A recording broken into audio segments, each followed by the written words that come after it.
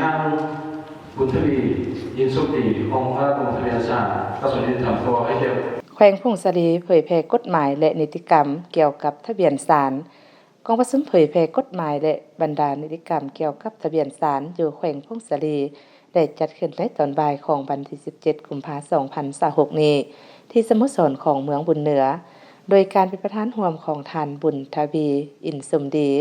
รองหัวหน้ากรมทะเบียนศาลกระทรวงยุติธรรมและท่านนางอำไพพรตอมมณีรองหัวหน้าแผนกยุติธรรมแขวงพงศรีเข้าร่วมมีบรรดาท่านคณะแผนกและพนักงานจากแผนกการองค์การกรมกองอ้อมข้างแขวงเข้าร่วมในกองประชุมผู้เข้าร่วมได้รับฟังการขึ้นพันเผยแพร่กฎหมายว่าด้วยทะเบียนศาลฉบับปรับปรุงปี2023เลขที่24/สพสลงวันที่29ธันวาคม2022ที่ประกอบมี9ภาค63มาตราซึ่งกฎหมายทะเบียนศาลได้กำหนดหลักการระเบียบการและมาตรการเกี่ยวกับการจัดตั้งการเคลื่อนไหวการคุ้มครอง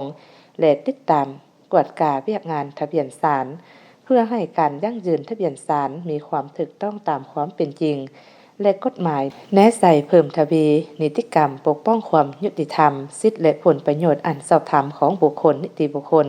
และการจัดตั้งประกอบส่วนเข้าในการปกปักรักษาความสงบความเป็นระเบียบเรียบร้อยของสังคมและการพัฒนาเศรษฐกิจสังคมของชาติ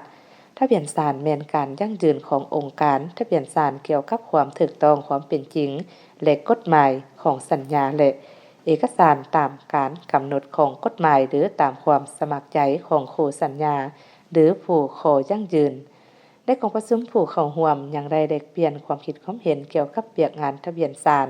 เพื่อเฮ็ดให้การจัดตั้งปฏิบัติเวียกงานดังกล่าวถูกต้องและสอดคล้องตามกฎหมาย